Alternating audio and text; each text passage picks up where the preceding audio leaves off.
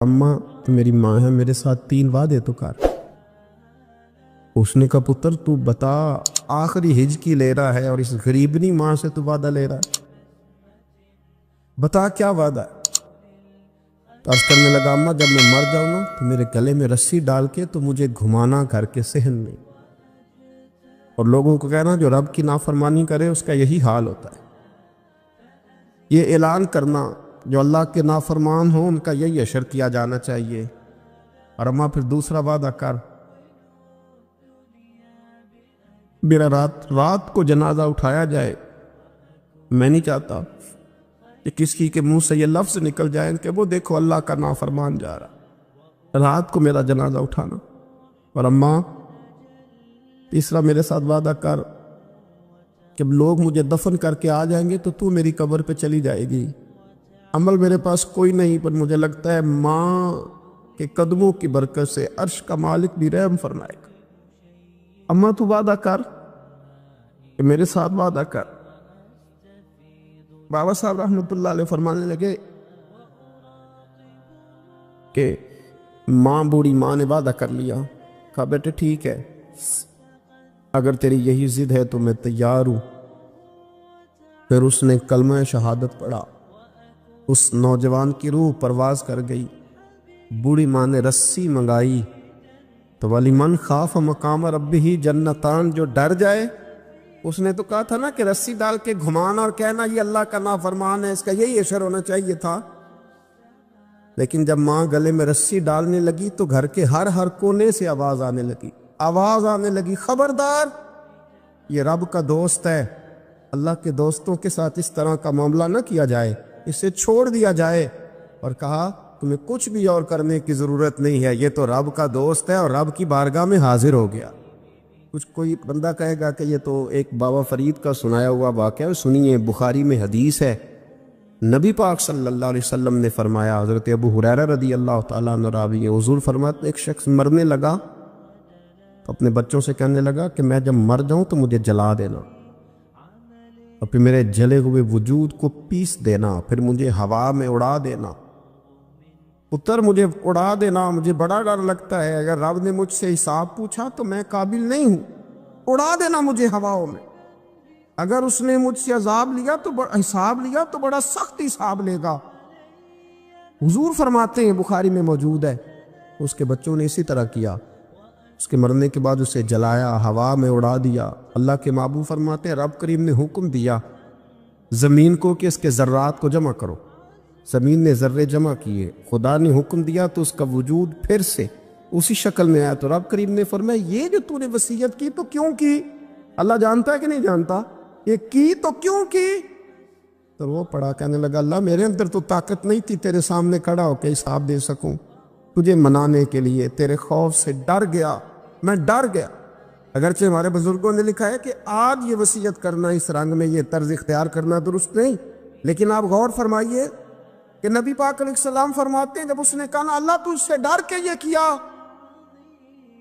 तो रब करीम ने फरमाया जा फिर मैंने तेरी मगफिरत कर दी, क्योंकि अल्लाह को पता था ये दिल से बात कर रहा। मेरे रसूल पाक अलैहिस्सलाम ने फरमाया कि जब रब ना माने तो फिर वो कमज़ोरों के सदके मान जाता है, फिर वो ज़ईफ़ों के सदके मान जाता है। फरमाया अल्लाह तुमसे बारिशें रोकना चाहता है, पर तुम्हारे ज़ईफ़ों, कमज़ोरों, गरीबों के सदके, मजबूरों के सदके वो तुम पर बारिशें बरसाता है। हुज़ूर फरमाते रुब्बा शगाज़ा अगबरा लौ अक़समा अलल्लाहि ला बर्रा। कुछ ऐसे लोग होते हैं कि उनके बालों में खाक पड़ी होती है, चेहरों पे मिट्टी उलझे हुए होते हैं, लेकिन अगर वो अल्लाह पे कसम खा लें तो अल्लाह उनकी कसम भी पूरी कर देता, कसम भी। हज़रत अब्दुल्ला इब्न मुबारक फरमाते हैं, इब्न कदामा ने लिखा है, फरमाते हैं बारिश नहीं होती थी मक्के में, कहत पड़ गया तो सब लोग मस्जिदुल हराम से बाहर खुली जगह में निकले दुआ करने के लिए। सब अपनी अपनी दुआएं कर रहे थे, तो मैं थोड़ा बाहर हुआ तो अचानक एक गुलाम आया, काला स्याह रंग, 2 रखते नमाज पढ़ के तो हाथ फैलाए, तो कहने लगा अल्लाह मुझे पता है ये जो कुछ भी हुआ है मेरी नाफरमानियों की वजह से हुआ है। नाराज हो गया ना, तूने बारिश रोक ली, नाराज हो गया ना, हमें सबक सिखाना चाहता है ना।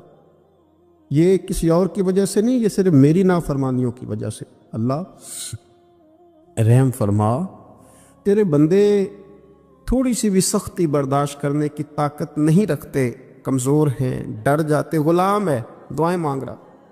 حضرت عبداللہ ابن مبارک فرماتے ہیں اس نے چہرے پہ ہاتھ پھیرے تو کالی گھٹائیں چھا گئی، بارش ہونے لگی، میں اس کے پیچھے گیا، اس کا گھر ڈھونڈ آیا، تعقب کیا، پیچھا کیا، گھر میں نے تلاش کر لی، اور گھر کو تلاش کر کے جب میں واپس آیا تو میں نے حضرت فضیل بن عیاض سے ذکر کیا تو کہنے لگے کسی طریقے سے اسے حاصل کرو۔ فرماتے ہیں میں اس کے گھر گیا، اس کے مالک نے مجھے دیکھا تو کہا عبداللہ ابن مبارک میرے گھر، اتنے بڑے ولی، اتنے بڑے درویش، اتنے بڑے محدث۔ میں نے کہا تیرا غلام چاہیے، اس نے کئی غلام دکھائے، میں نے کہا نہیں یہ نہیں، اس نے کہا یہ بڑے بڑے اچھے ہیں، کوئی سے بھی آپ لے لیں، خرید لیں، میں نے کہا نہیں۔ پھر وہ لاغر صاحب، وہ کمزور صاحب، وہ ضعیف سا نکل کر کے آیا، میں نے کہا یہ مجھے دے دو، تو کہنے لگا یہ تو بیچارہ بے ضرر سا آدمی ہے، کیا لے کے کریں گے؟ میں نے کہا نہیں مجھے یہی چاہیے۔ میں اس کو ساتھ لے کے چلا، تو راستے میں پوچھنے لگا کہ میرے اندر تو کوئی ایسی بات نہیں تھی، مجھے کیوں خریدا؟ آپ مجھ سے کیا خدمت لیں گے؟ تو عبداللہ ابن مبارک فرمانے لگے میں نے کہا کوئی خدمت بھی نہیں لوں گا، میں تو خود تیری خدمت کروں گا، میں تیرا بیاہ کراؤں گا، تیرے لیے مکان بناؤں گا، میں تیری خدمت کروں گا، میں تیرا اور تیرے رب کا رشتہ دیکھ چکا ہوں، میں تیرا اپنے مالک کے ساتھ جو تعلق ہے اسے دیکھ چکا ہوں۔ کہتے میں نے جب لفظ کہے تو مجھے کہنے لگا 2 رکعتیں پڑھ لوں، اب مجھے لے جانا پر 2 رکعتیں پڑھ لوں؟ کہتے میں نے کہا پڑھ لو، تو 2 رکعتیں پڑھنے کے بعد میری طرف دیکھ کے کہنے لگا آقا مجھے اپنا حق معاف کر دینا، میں خدمت نہیں کر سکا۔ پھر کہنے لگا اللہ راز تو کھل گیا، اے اللہ راز تو کھل گیا، اللہ تیرا میرا معاملہ تھا، راز تو کھل گیا، راز تو کھل گیا، اللہ راز تو کھل گیا، میں سراپا مخزن راز تھا، میں رہا تھا مدت و راز میں، یہ تو تیرا شوق دید کشا کشا مجھے کھینچ لایا مجاز میں، اللہ راز کھل گیا۔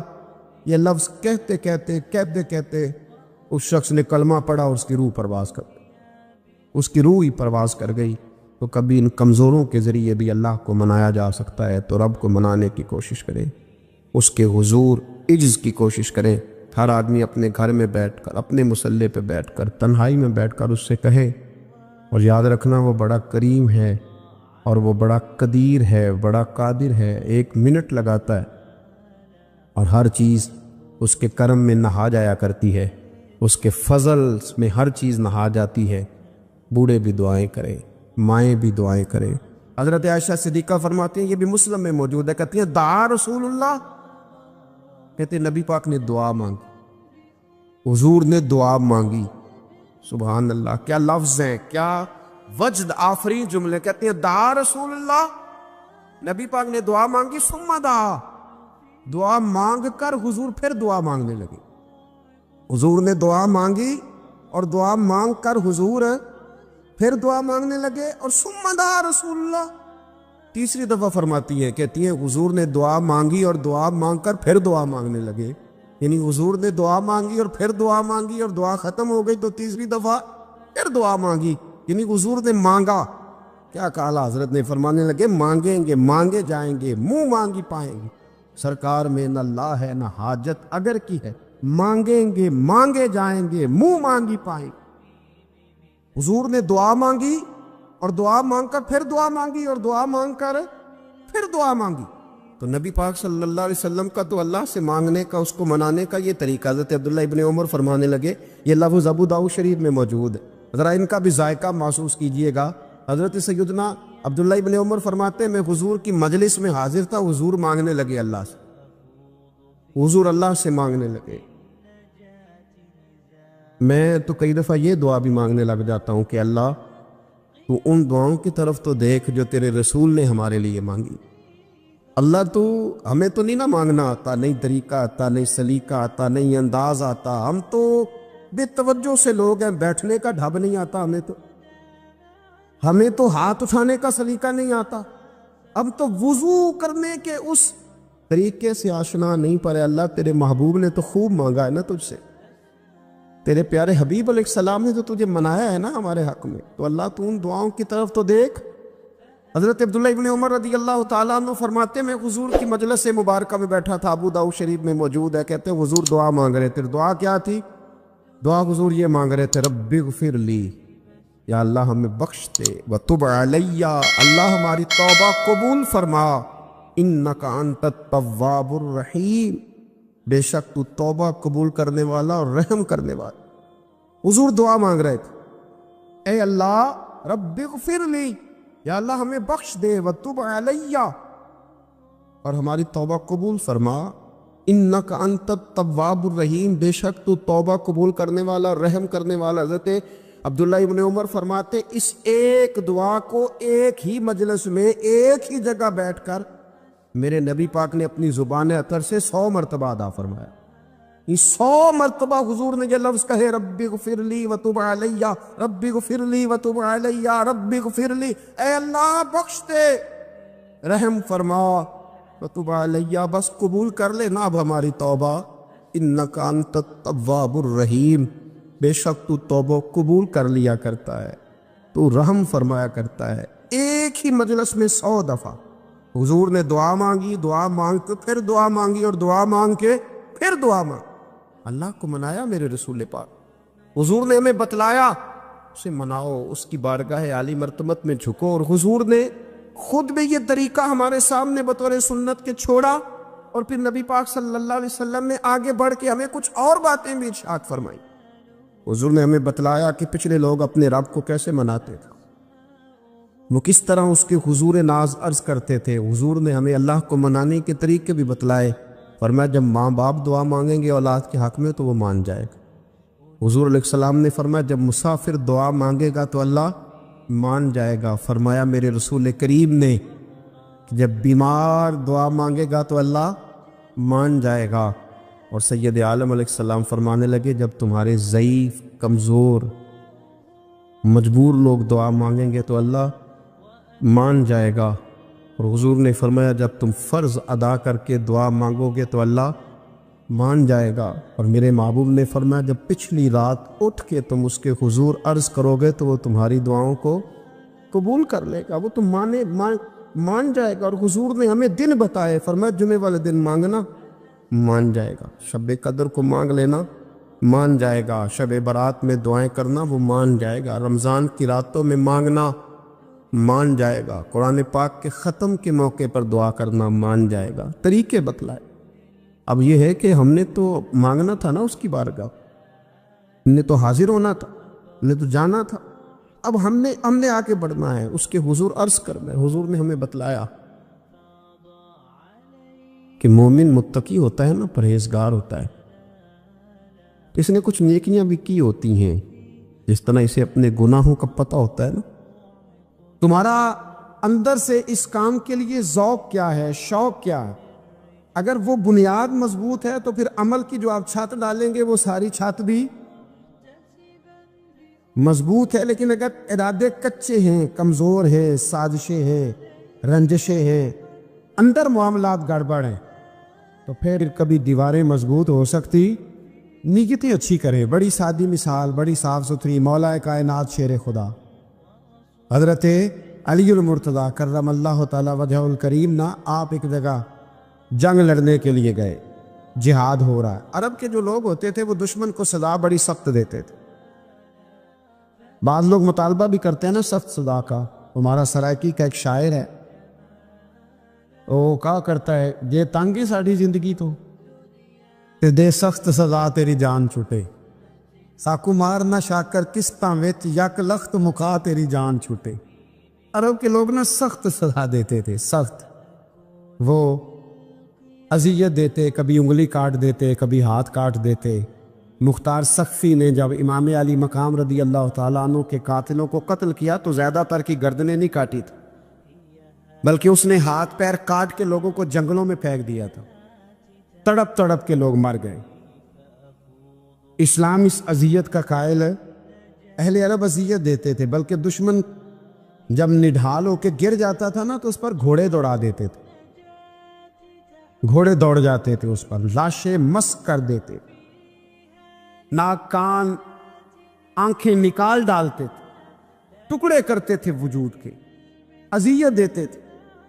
تو جب کوئی آدمی کسی کے نرگے میں آ جاتا تھا نا، قابو میں آتا تھا، تو اس کی خواہش ہوتی تھی کہ میں مارنے والے کو غصہ دلاؤں تاکہ مجھے جلدی مار دے۔ اذیت نہ دے، تکلیف نہ دے، مجھے جلدی مار ڈالے، جلدی قتل کر ڈالے، یہ ان کا مزاج ہوتا تھا، رویہ ہوتا تھا۔ حضرت مولا علی شیر خدا کرم اللہ تعالی وجہ الکریم دشمن پر غالب آ گئے۔ جب غالب ہوئے تو اس نے معاذ اللہ حضرت علی پر تھوک دیا۔ کافر تھا، اس کا ارادہ یہ تھا کہ میں حضرت علی کو غصہ دلاتا ہوں تاکہ یہ مجھے جلدی مار دے، لیکن اسے نہیں پتا تھا یہ علی ہے۔ اسے نہیں خبر تھی کہ یہ جو خمیر ہے نا، ان کی تربیت مدینے والے محبوب نے فرمائی ہے۔ یہاں جو چمک دمک ہے اس کا رنگ ساری دنیا سے نرالا ہے، انوکھا ہے، شاندار ہے، وزادار ہے، کمال ہے۔ کہا حضرت علی پر معاذ اللہ میں یہ کام کرتا ہوں تاکہ وہ جلدی قتل کر دیں گے، لیکن جب اس نے مولا علی کی طرف یہ نازیبا حرکت کی تو حضرت علی نے تلوار چھوڑ کے پیچھے ہٹ گئے۔ توجہ کرنا، رزلٹ دیکھنا، مولا علی پیچھے ہٹ گئے اور فرمانے لگے جا تو آزاد ہے۔ وہ کہنے لگا میں آزاد ہوں، کس طرح، کیسے؟ تو حضرت علی فرمانے لگے میرا تیرا ذاتی جھگڑا تو کوئی نہیں نا، نہ تو نے میری زمین پہ قبضہ کیا، نہ میرا مال لوٹا، نہ میری عزت پر ہاتھ ڈالا، میرا تیرا جھگڑا اللہ کی رضا کے لیے، خالص اس لیے کہ تو اللہ کی نافرمانی کر رہا، خالصتاً اس لیے تیرا اور میرا یہ جھگڑا ہے۔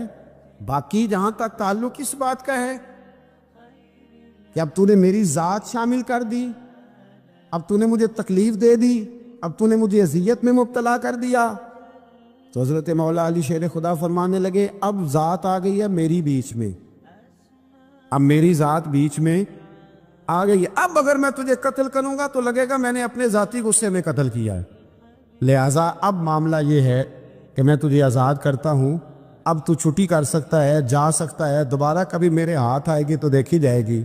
مولا کائنات نے اسے چھوڑ دیا، لیکن وہ حضرت علی کا غلام بن گیا، وہ غلام بن گیا۔ کہنے لگا علی اب سمجھ آئی ہے کہ دین کتنا شاندار ہے، دین کتنا اعلیٰ ہے، دین کی قدریں کتنی پاکیزہ اور کتنی حسین ہے اور کتنا منور ہے محبوب کریم کا دین، آپ مجھے کلمہ ہی پڑھا دیں۔ گویا جو بندہ تلوار سے فتح نہ ہو سکا وہ مولا علی کے خلوص سے فتح ہو گیا۔ حضرت علی کے خلوص سے، للہیت سے، اللہ کے ساتھ جو ان کا رشتہ تھا، اس رشتے کی برکت سے وہ آدمی فتح ہو گیا۔ میرے بھائی، ہمارے معاملات کے اندر للہیت ختم ہوتی جا رہی ہے، خلوص نہیں رہا، کرامتیں ہیں، کہانیاں ہیں، داستانیں ہیں، الزامات ہیں، جھوٹ ہے، فریب ہے، فراڈ ہے، بڑا کچھ ہے۔ اگر نہیں ہے تو خلوص نہیں ہے، اگر نہیں ہے تو ہمارا اللہ اور اس کے رسول کے ساتھ رضا والا معاملہ نہیں ہے۔ کسی چیز کو اس کی حقیقت کی بجائے ہم تصورات کی دنیا میں جا کے، خیالات، توہمات اور افواہوں کی دنیا میں جا کے اس کو قبول کرتے ہیں۔ یاد رکھو، جن لوگوں کی زندگیاں اللہ کی رضا کے لیے تھیں وہ لوگ بڑے اچھے تھے، بڑے خوش بخت تھے، بڑے خوش نصیب تھے۔ انہیں بدر کے میدان میں گردنیں کٹانے میں بھی بڑا ہی مزہ آیا تھا انہیں۔ اب دیکھیں نا، احد کے میدان میں جانے دینے میں بھی انہیں بڑا مزہ آیا۔ جب آدمی میں خلوص ہوتا ہے تو اس کے لیے جان قربان کرنا بھی آسان ہو جاتا ہے، لیکن جب خلوص نہیں ہوتا پھر گفتگو ہوتی ہے، پھر باتیں ہوتی ہیں، پھر داستانیں ہوتی ہیں، پھر کہانیاں ہوتی ہیں، پھر لب و لہجہ ہوتا ہے، پھر منصوبہ سازی ہوتی ہے، پھر ہیلے بہانے، پھر سورے کبرے جوڑ کے لوگ کہانیاں اور داستانیں بناتے ہیں۔ خلوص اور للہیت کے ساتھ اللہ کی بارگاہ میں جھکے، عبادتوں کا، ریاضتوں کا، تلاوتوں کا جتنا اللہ ہمیں موقع دیتا ہے اس میں خلوص شامل کرنے کی کوشش کریں، للہیت شامل کرنے کی کوشش کریں، اللہ کی رضا شامل کرنے کی کوشش کریں۔ میرے نبی رحمت صلی اللہ تعالی علیہ وسلم نا حضرت معاذ ابن جبل کو جب یمن کے لیے روانہ کرنے لگے تو رسول پاک علیہ السلام نے بڑی نصیحتیں فرمائیں۔ ان نصیحتوں میں درد بڑا تھا، کیوں؟